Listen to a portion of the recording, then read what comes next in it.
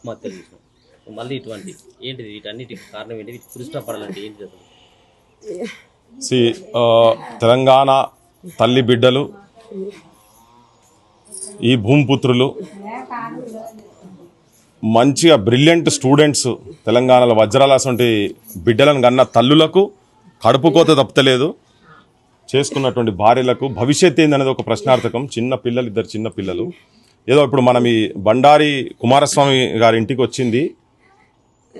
ఇక్కడ నిన్న group one ఇష్యూలో నిన్న హైకోర్టు నుంచి తీర్పు వచ్చేది ఉండే. నిన్న అదే రోజు మళ్ళీ ఇది జరుగుడు అనేది. తర్వాత మొన్న నిరుద్యోగ యువకులు మొత్తం పెద్ద కవాతు చేసిండ్రు, ఇందిరా పార్క్ దగ్గర ధర్నా చేసిండ్రు. ప్రభుత్వం 2 లక్షల ఉద్యోగాలు మాకు ఇస్తామని చెప్పి, సంవత్సరం లోపల కాంగ్రెస్ ప్రభుత్వం ఇస్తామని చెప్పి మేనిఫెస్టోలో పెట్టిన తర్వాత పూటకో మాట మాట్లాడినట్టు ఒక్కొక్క రాజకీయ నాయకుడు ఒకటి 60,000 ఇచ్చినాము, 70,000 ఇచ్చినాము, 1,00,000 ఇచ్చినాము. ఒక ఆయననేమో అసలు మేము ఇచ్చే పరిస్థితి లేమని, ఇంకో ఆయన 5 ఏళ్ళకు ఇస్తాను కానీ సంవత్సరంకి ఇస్తామని చెప్పలేని పిసిసి ప్రెసిడెంట్. ఈ ఉపన్యాసాలు ఇవన్నీ విన్న తర్వాత ఈ ఆత్మహత్యలు జరగొద్దనేది కంటిన్యూస్గా మనం చెప్పుకుంటూ వస్తూనే ఉన్నాం. మనం కూడా గతంలో చాలా ఇండ్లు తిరిగినాం. ఇది పొద్దుగాల వార్త వినంగానే మనం ఈ ఊరికి వచ్చినాం ఇక్కడికి. చూడండి, తెలంగాణ సమాజానికి చూపిస్తుంది ఏంటంటే, యూనివర్సిటీలో తెలంగాణ ఉద్యమం జరిగేటప్పుడు ఇదే గొల్లకుర్మకు సంబంధించినటువంటి బిడ్డ సాయి ఫస్ట్ ఆ పిల్లలు చాలా టాపర్ ఉండే. తెలంగాణ ఆత్మగౌరవాన్ని రక్షించేందుకు, కాపాడుతందుకు ఆత్మహత్య చేసుకుని ఉస్మానియా యూనివర్సిటీ క్యాంపస్లో చచ్చిపోతే ఇప్పుడు ఇక్కడ ఈ ఊర్లో మనం ఇక్కడికి వచ్చి ఉన్నాము. చూడండి తన మార్క్స్ చూడండి, 540 మార్క్స్. 10th లో 540 మార్కులు. ఏదో ఆషామాషి విద్యార్థి గురించి కాదు మనం ఇక్కడికి వచ్చి మాట్లాడేది. 540 మార్కులు. ఇగో బోర్డ్ ఆఫ్ ఇంటర్మీడియట్లో చూడండి మీరు ఎన్ని మార్క్స్ వచ్చినాయి చూడండి, 968. ఏ ఊరమ్మా? సోడాష్పల్లి మండల్, వేలేరు మండలు. ఇగో ఇక్కడికి వచ్చినాం మనం. అంటే ఒక మామూలు పల్లె, చిన్న 1 ఎకరంన్నర వ్యవసాయం చేసుకున్నటువంటి ఒక తల్లిదండ్రులు. వాళ్ళు చదవలేదు, మాకేం తెలియదు, కానీ మా పిల్లలు మంచిగా చదవాలని ఇంజనీరింగ్, ఏదో మామూలు విషయం కాదు. ఇంజనీరింగ్ కూడా చూడండి మీరు, Bandari Kumaraswamy electronics and communication engineering. Okay, ఇక చూడండి ఫస్ట్ క్లాస్ విత్ డిస్టింక్షన్. ఏదో సామాన్యమైన విద్యార్థి కాదు తన, ఫస్ట్ క్లాస్ విత్ డిస్టింక్షన్.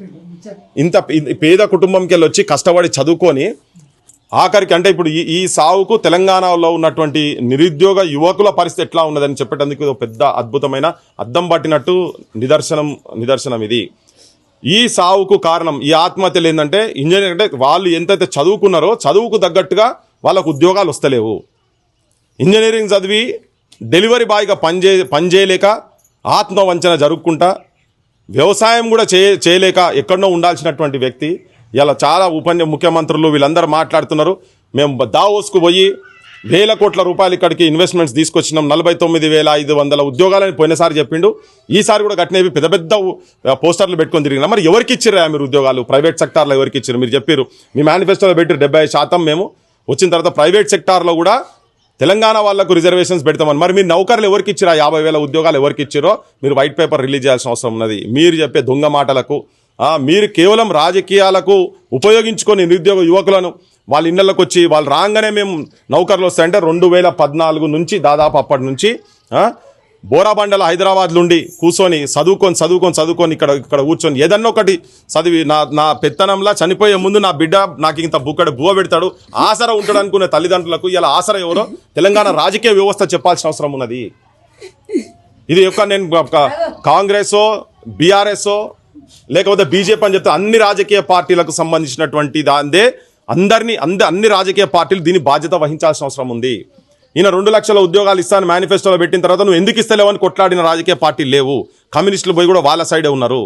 ఉద్యమ సంఘాలు, ఇంటెలెక్చువల్స్ కూడా తెలంగాణలో ఇంకా ఈ ఆత్మహత్యలు జరగొద్దనే ఉద్దేశంతో మేము గడప తిరిగి ఎక్కడ ఎవరు జరిగినా కానీ పోయి తెలంగాణ యువకుల మీద, విద్యార్థుల మీద లాఠీ దెబ్బలు కూడా పడొద్దని చెప్తా ఉన్నాం. ఇప్పుడు ఈ కుటుంబానికి, ఈ ఆత్మహత్యకు కారణం ఎవరు?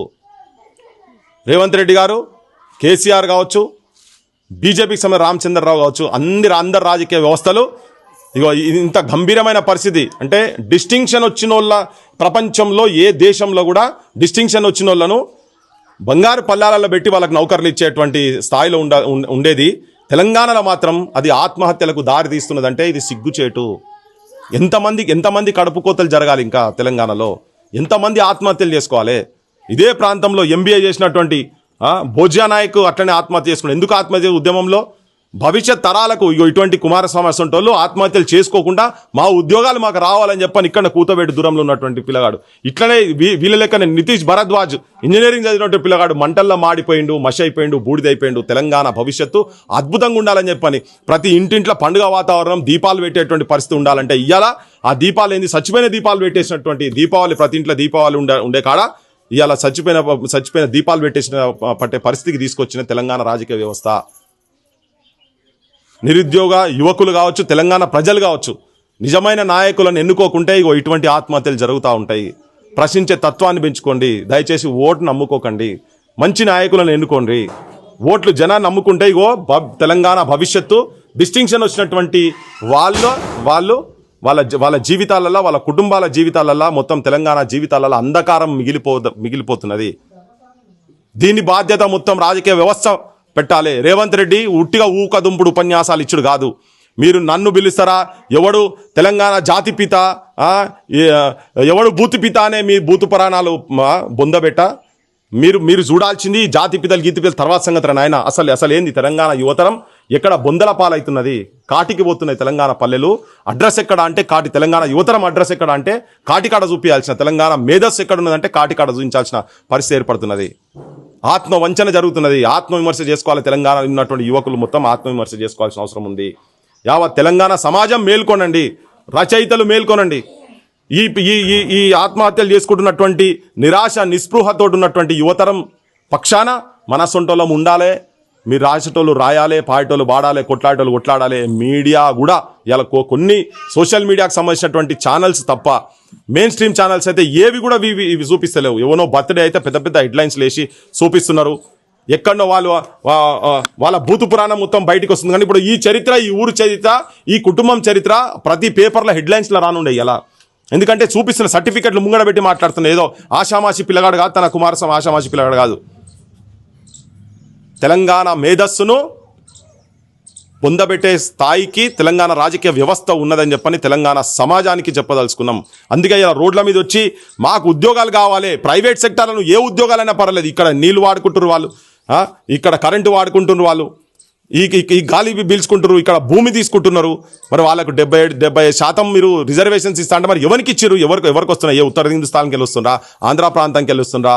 మరి టాలెంట్ ఉంది కదా, టాలెంట్ ఉన్న దగ్గర కూడా, టాలెంట్ లేకుంటే వేరే విషయం, స్కిల్ సెట్ లేకుంటే వేరే విషయం, స్కిల్ సెట్ ఉన్నటువంటి వాళ్ళు కూడా ఆత్మహత్యలు జరుగుతున్నాయంటే ఇది ఆఖరి ఆత్మహత్య కావాలని 1200 మంది పిల్లలు లెటర్లు రాసి చచ్చిపోయినరు. కానీ ఇవాళకి మళ్ళీ అదే తరము చదువుకున్నటువంటి వాళ్ళు ఆత్మహత్యలు చేసుకున్నారని ఇది తెలంగాణకు శాపంగా మారిందా ఏమర్థమైతే? ఓ దిక్కు రైతుల ఆత్మహత్యలు జరుగుతున్నాయి, నిరుద్యోగుల ఆత్మహత్యలు జరుగుతున్నాయి. ఇది ఆపాల్సిన అవసరం ఉన్నది. ప్రజలు కూడా ఎక్కడ రాజకీయ వ్యవస్థ, ఎక్కడ రాజకీయ నాయకులు ఎక్కడున్నా కానీ అడగాల్సిన అవసరం ఉన్నది. మా పిల్లలకు మీరు మేనిఫెస్టోలలో పెట్టి ప్రామిసులు చేసి మీరు వాగ్దానాలు చేసిండ్రు కదా, ఆ వాగ్దానాలు ఎందుకు నెరవేరుతలేవు అని చెప్పని రాజకీయ వ్యవస్థను, రాజకీయ నాయకులను ప్రతి ఊర్లో తిరగబడాల్సిన అవసరం ఉన్నది. ఊరికో 10 మంది తయారయ్యి రాజకీయ వ్యవస్థను ప్రశ్నించాల్సిన అవసరం ఉన్నదని చెప్పి ప్రజలకు విజ్ఞప్తి చేస్తున్నాం. అమ్మ, మేము ఈ పొద్దుగల పేపర్లో చూడంగానే మాకు ఉండబుద్ధి కాక వచ్చినాం తల్లి ఇవాళకి. ఇవాళ మా ఎన్ శంకర్ అన్న తల్లి ఇవాళ దినం ఉండే ఆడి కూడా పోకుండా వచ్చి మేము ఇటు మంచి చదువుకునే పిల్లగాడు నౌకర్ రాలే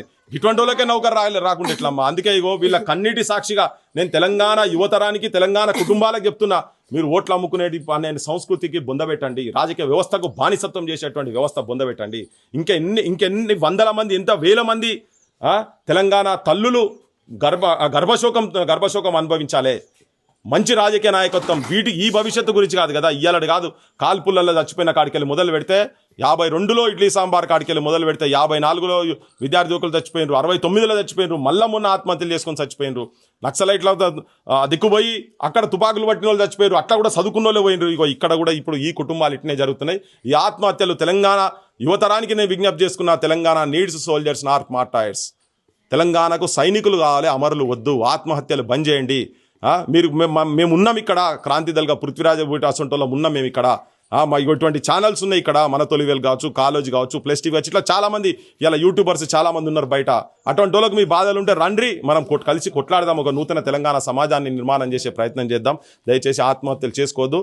రేవంత్ రెడ్డి గారు మీరెంతసేపు మీ ఓట్ల పంచాయతీ, మీ సీట్ల పంచాయతీ, మీ దందాల పంచాయతీ, మీరు ఎట్లా పైసలు సంపాదించాలనే పంచాయతీలు, ఎట్లా పదవులు కాపాడుకోవాలని అన్ని సర్వ గడ్డీలు తింటున్నారు కదా మీరు. ఇగో ఇక్కడ చూడండి, ఇగో ఇది ఒక వజ్రం. మీ భాషలో చెప్పాలంటే పెంట కుప్పలకి మీద వెలిసినటువంటి ఒక అద్భుతమైన వజ్రం ఇది. ఇగో ఈ వజ్రము ఇలా తెలంగాణలో లేకుండా పోయింది. ఇంత మెరిటోరియస్ స్టూడెంట్ను తెలంగాణ సమాజం కోల్పోయింది. ఈ భూమి నేల తల్లి కోల్పోయింది. ఇది తెలంగాణ సమాజానికి, యావత్ తెలంగాణ ప్రజానికానికే సిగ్గుచేటని చెప్పదలుచుకుంది. ఇప్పటివరకు ప్రభుత్వ అధికారులు కూడా ఎవరు ఇక్కడికి వచ్చినట్టు దాఖలాలు కనిపిస్తున్నారు. ఏం చెప్పాల్సి సోయి లేదు కదా, ప్రభుత్వాలకి ఇవి అవసరం లేదు. వాళ్ళకి ఎంతసేపు ఏ కాంట్రాక్ట్ ఎవరి దగ్గర ఉన్నది, ఏ కాంట్రాక్ట్లు ఎన్ని పైసలు వస్తాయి, ఏ దందాలు చేద్దాము, ఇటువంటివే ఉన్నాయి. మరి ఈ ఊరికేలో పెద్ద మనిషి ఉన్నాడట, మరి ఆ పెద్ద మనిషి మరి కనీసం ఇసొంటోళ్ళనైనా ఇప్పుడు 10 ఏళ్ళ నుంచి ఇక్కడ ఈయన చదువుకొని ఉన్నాడు, ఉద్యోగం గురించి వెతుకుతున్నాడు కదా. వాళ్ళంతా ప్రైవేట్ దందాలు, ప్రైవేట్ కాలేజీలు, ప్రైవేట్ హాస్పిటళ్ళు వాళ్ళు యూనివర్సిటీలు పెట్టుకొని దోపిడీ చేసే స్థాయి దాకా పోతున్నారు. కానీ మరి ఇటువంటి వాళ్ళ గురించి, ఇటువంటి భవిష్యత్తు గురించి ఆలోచించే పరిస్థితి లేదు. మరి వాళ్ళందరూ డిఫాక్టో చీఫ్ మినిస్టర్ కదా, లాస్ట్ 10 ఏళ్ళు మొత్తం ఆయన డిఫాక్టో చీఫ్ మినిస్టర్. అటువంటి వాళ్ళు కూడా ఆలోచించాల్సిన అవసరం ఉంది కదా. ఎట్లా నా ఊర్లో ఇంత మెరిటోరియస్ స్టూడెంట్ ఉన్న తర్వాత నౌకరు ఎట్లా రాదు అనేది. ఇది బాధ్యత లేని రాజకీయ వ్యవస్థ ఉన్నది కాబట్టినే ఇలా ఆత్మహత్యలు జరుగుతున్నాయి. ప్రభుత్వ తప్పిదానికి ఒక యువకుడు బలైండు, తల్లిదండ్రులను సాధాల్సిన వయసులో ఆయన కాటిపోయిండు. ఎట్లా తల్లిదండ్రుల పరిస్థితి ఏంది, ప్రభుత్వం ఎట్లాంటి చర్యలు తీసుకోవాలి? ఇంకొకటి కూడా జరగకుండా ఉండాలంటే వెంటనే అసలు ఎన్ని నౌకర్లు ఉన్నాయి, నౌకర్లు కావాలి. 80% ఇలా ప్రైవేట్ యూనివర్సిటీస్లలో, ప్రైవేటు సెక్టార్లో ఉన్నటువంటి ఐటీ సెక్టార్ కావచ్చు, దేనిదైనా కానీ దాంట్లలో ఈ ప్రాంతానికి సంబంధించినటువంటి బిడ్డలకు రిజర్వేషన్స్ ఇచ్చి వాళ్ళని ఇమ్మీడియట్గా ఎంప్లాయ్మెంట్కి తీసుకోవాలి. అది జరుగుతే తప్ప దీనికి పరిష్కారం లేదు. ఇప్పుడు ఇంత దొంగ మాటలు కదా. మేనిఫెస్టో అయితే మనం వాళ్ళు 2 లక్షలు ఉద్యోగాలు ఇస్తారు. ఆ 2 లక్షలలో కుమారస్వామి కూడా ఉంటుండే కావచ్చు కదా. బండారు కుమారస్వామి అనే యువకుడు దాంట్లో నౌకరు వచ్చేది కావచ్చు కదా. మరి మీరు ఇయ్యాలే కదా. ఇవాళ సావు ఎవరు చంపినట్టు? ఇది ప్రభుత్వాలు చంపినట్టే కదా. ఇది ఇంకెంతకాలం జరగాలి ఇది? ఈ పెద్ద మనిషి ఇప్పుడు ఎన్నేళ్ళు బతారు వీళ్ళు? వాళ్ళ వయసులో ఒక 10-15 ఏళ్ళు వాళ్ళు తక్కువనే బతారు. ఆ రంజిలనే చచ్చిపోతారు వీళ్ళిగా. భార్య ఇప్పుడు చూడు, చిన్న పిల్లలు, చంటి పిల్లలు ఉన్నారు. వాళ్ళు ఎట్లా పెరగాలి? వాళ్ళ జీవితం ఏంటిది? ఒక ఆడబిడ్డ ఇదేదో ఊర్లలో గాంజాయికి అలవాటు పడో, తాగుడికి అలవాటు పడో సచ్చింది కాదు కదా. చదువుకొని నా స్థాయికి తగ్గట్టుగా, నాకున్నటువంటి మెరిట్కి తగ్గట్టుగా నాకు నౌకరి కావాలని చెప్పని అడిగి ఆత్మహత్య కదా ఇది. ఏదో సంఘ విద్రోహ శక్తులుగా మారి కాదు కదా చేసింది. తాపత్రయం పోయి ఆవేదనతోని, ఆందోళనతోని. తల్లి బాయికాడ చిన్నగా ఉన్నప్పుడు తొట్టెల లెక్క తన చీర వేసి యాలాడిచ్చే పెంచితే అదే చీరను మెడకేసుకొని ఉరేసుకొని చచ్చిపోయేటువంటి కాలం నా తెలంగాణలో ఉంటే అవమానం అనిపిస్తుంది, సిగ్గుచేటు అనిపిస్తుంది. తల్లి చీర తీసుకొని పోయి ఉరేసుకున్నాడట. చూడండి, వ్యవసాయం పనులు చేసుకుంటప్పుడు మీరందరూ వ్యవసాయం పనులు చేసుకుంటప్పుడు బిడ్డలను ఏం చేస్తారు? అని లేచో చెట్టు కట్టేసి ఊపుతా అంటారు కదా. ఆ ఊయలు ఊపి అద్భుతమైన భవిష్యత్తు కలలు కన్నా నా తల్లులు, తెలంగాణ తల్లులు ఇలా అదే చీర ఉరితాడైపోయి కూర్చొని ఉన్నది. ఇగో ఇది తెలంగాణ పరిస్థితి. తెలంగాణ సమాజానికి వీటి గురించే మేము కొట్లాడుతున్నాం, వీటి గురించే మేము మాట్లాడుతున్నాం. ఈ ఆత్మహత్యలు వద్దు. నేను తెలంగాణ యువతరానికి చెప్పదలుచుకున్న ఆత్మహత్యలు వద్దు దయచేసి. ఇప్పటిదాకా ఒక అధికారం రాలేదంటే ఎంత సోయి లేకుండా, ఇంత భయం లేకుండా, ఒంట్లో భయం లేదు. వాళ్ళ వెన్నుపూస కదలాల్సిన అవసరం ఉన్నది. రావాలి, వీళ్ళకు ఆర్థిక సాయం చేయాలి. తనకు కుమారస్వామి భార్యకి ఇమీడియట్గా వెంటనే ఒక ప్రభుత్వ నౌకరీ ఇవ్వాలి. తనకు అమ్మ నువ్వు ఏం చదువుకున్నావు? తనకు కూడా డిగ్రీ చదువుకుంటుంది. తనకు ఇమ్మీడియట్గా ఎక్కడో కలెక్టర్ ఆఫీస్లో ఎక్కడో ఒక నౌకరీ ఇవ్వాల్సిన అవసరం. ఎందుకంటే ఈ బాధ్యత వాలేదే కదా. ఈ బాధ్యత వాలేదే. నువ్వు నౌకర్లు ఇస్తాను మేనిఫెస్టోలో పెడితేనే కదా వీళ్ళందరూ ఓట్లేసి నువ్వు ప్రభుత్వానికి తీసుకొచ్చింది. గతమైననేమో ఇంటికో ఉద్యోగం అని చెప్పిండు, ఇంటికో ఉద్యోగం రాలే. ఈయన ఇస్తాన్న ఉద్యోగాలు ఈయన రాలే. సో ఈ కుటుంబాన్ని వెంటనే ఆదుకోవాల్సిన అవసరం ఉన్నది. నౌకరీ ఇవ్వాలి, ఆర్థికంగా కూడా ఆదుకోవాల్సిన అవసరం ఉన్నది. సీరియల్ సారలు ఇవ్వగానే ఆ సీరియల్ చూపించి మీరు మురువకుని తల్లిలో మా తెలంగాణ ఆడబిడ్డలారా దయచేసి మీ ఇళ్ళల్లో మీ పిల్లలకు వాళ్ళకి రావాల్సిన ఉద్యోగాలు వస్తే కంచి పట్టు చీరలు కాడికెళ్ళి, గద్వాల్ పట్టు చీరలు కాడికెళ్ళి కొనిస్తారు తల్లి. గవర్నమెంట్ ఇచ్చేది వాడు ఇచ్చేది ఏ గవర్నమెంట్ అయినా, గత గవర్నమెంట్ అయినా, ఈ గవర్నమెంట్ ముఖ్యమంత్రులు ఇచ్చేది తీసి పెంటకుప్పల మీద వాడేసారు మీరు ఆ చీరలు. అవన్నీ వాటిని చూపించి మేము ఇవి ఇచ్చినాం, ఉచిత బస్సు ఇచ్చినాం, ఇవన్నీ స్కీమ్లు, 3rd క్లాస్ స్కీమ్లు, బంగారం ఇస్తాం, బంగారం లేదు, మన్ను లేదు, మాట్లాడడం లేదు, అన్ని ఉట్టియా. ఇవన్నీ ఏమి ఇయ్యకండి. తెలంగాణలో చదువుకున్న వాళ్ళకి ఉద్యోగాలు ఇవ్వండి. వాళ్ళ తల్లిదండ్రులను, వాళ్ళ భార్య పిల్లలను వాళ్ళే పోషించుకుంటారు. వాళ్ళకి నెలకు లక్షల రూపాయలు వచ్చే ఉద్యోగాలు వదిలిపెట్టి బిచ్చమేస్తురా తెలంగాణ ప్రజలకు. మీరు యువతరానికి మీరు ఉద్యోగాలు ఇవ్వండి. మీరు ఆడిన మాట మీద నిలబడండి. లేకుంటే చేత కాకపోతే రిజైన్ చేసి ఇళ్లలో కూర్చోండి. మీ పిల్లలు ఒకటి, తెలంగాణలో చదువుకున్న పిల్లలు ఒకటిగా పెట్టకండి. మీ ఏ రాజకీయ నాయకుని బిడ్డలకు ఎవరికన్నా ఇన్ని మార్కులు వచ్చినాయో చూపించండి. ఏ రాజకీయ నాయకుడు ఇవాళ ఎమ్మెల్యేలో ఉన్న పిల్లలల్లో మీరు ఎవరికన్నా ఇన్ని మార్కులు వచ్చే చూపించండి. ఇంత డిస్టింక్షన్లో పాస్ అయిన వాళ్ళు మీ ఇళ్ళలో ఎంతమంది ఉన్నారో చూపి. ఏ ఎమ్మెల్యేల పిల్లలు ఉన్నారు, ఏ మంత్రుల పిల్లలు ఉన్నారు, ఏ ముఖ్యమంత్రి ఇంట్లో, గత ముఖ్యమంత్రి ఇంట్లో కానీ ఇటువంటి వాళ్ళు ఉన్నారా చూపించండి ఎవరన్నా. తెలంగాణ ఉన్న మేధస్సు మొత్తము కాటిపాలయ్యి, బొందల పాలయ్యి తగలబెడుతున్నారు. కాటి కాలు చాపే పరిస్థితికి వచ్చింది తెలంగాణలో. ఇది చాలా అన్యాయము. తెలంగాణ రాజకీయ వ్యవస్థ మీద తెలంగాణ ప్రజలకు కూడా చెప్తున్నా, ఈ పార్టీల జెండాల చుట్టూ పోయి మీరు వాస్తవాలు మాట్లాడకుండా ఉండకండి. యువతరానికి కూడా మీరు సోయికి రాండి.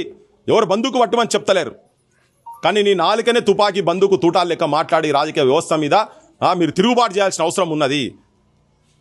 మన తెలంగాణను మనం కాపాడుకోవాలనంటే, ఇటువంటి ఆత్మహత్యలు ఆగాలనంటే, తెలంగాణ ఆత్మసాక్షిగా తెలంగాణని ఆలింగనం చేసుకొని ఈ నేల తల్లి విముక్తి